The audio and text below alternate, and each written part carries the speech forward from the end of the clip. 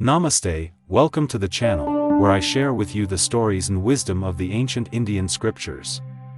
Have you ever wondered how Lord Krishna, the avatar of Vishnu and the teacher of the Bhagavad Gita, learned the secrets of the Upanishads? Who was his teacher and what did he teach him?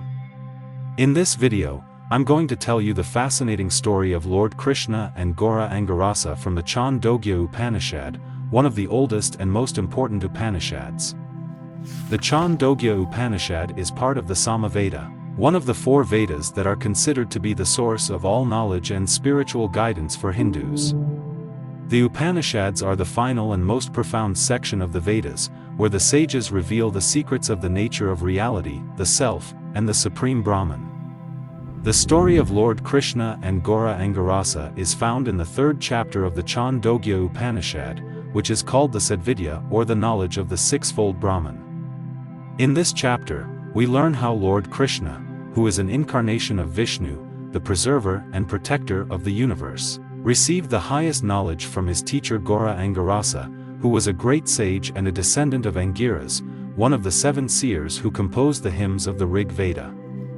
The story begins with Lord Krishna approaching Ghora Angirasa and asking him to teach him about Brahman, the ultimate reality that pervades everything and is the source of all existence.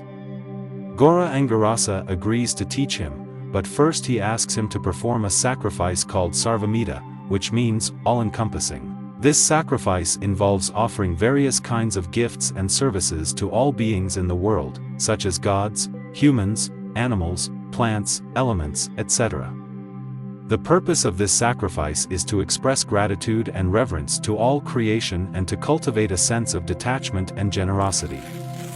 Lord Krishna performs the Sarvamita sacrifice for 12 years, following all the rules and rituals prescribed by Ghora Angirasa.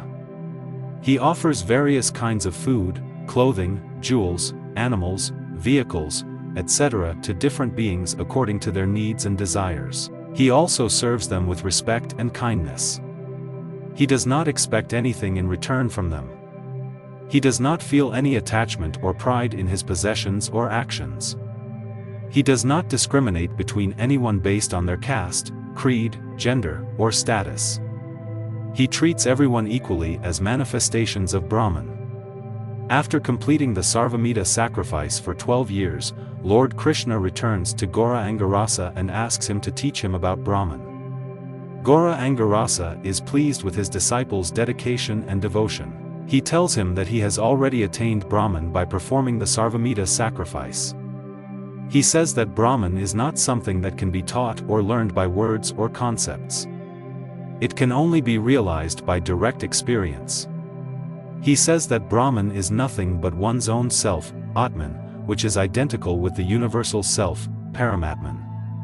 He says that Brahman is beyond all attributes and distinctions. It is pure existence, consciousness, and bliss, Satchitananda.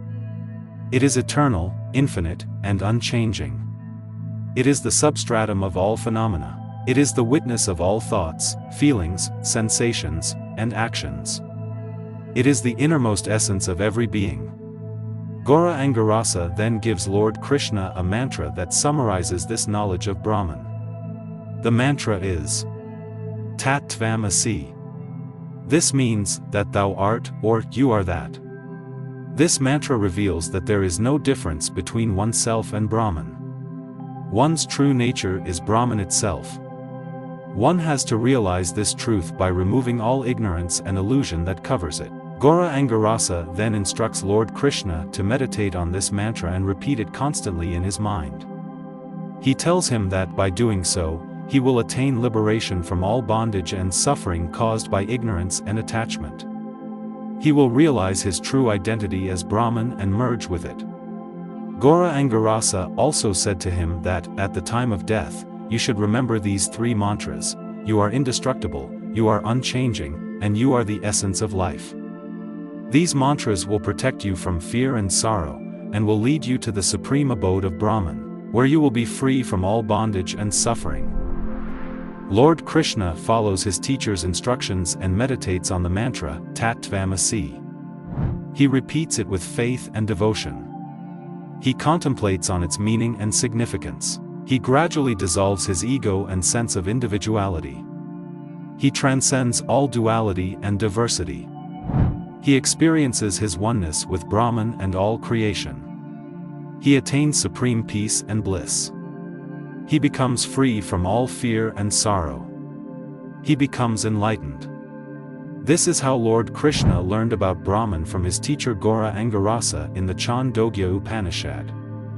This story teaches us that Brahman is not a distant or abstract concept, but our own true self that we can realize by performing our duties with detachment and devotion, by seeking guidance from a qualified teacher, by studying the scriptures with sincerity and intelligence, by meditating on the sacred mantra, Tat Tvam Asi, and by realizing our identity with all beings and the supreme reality.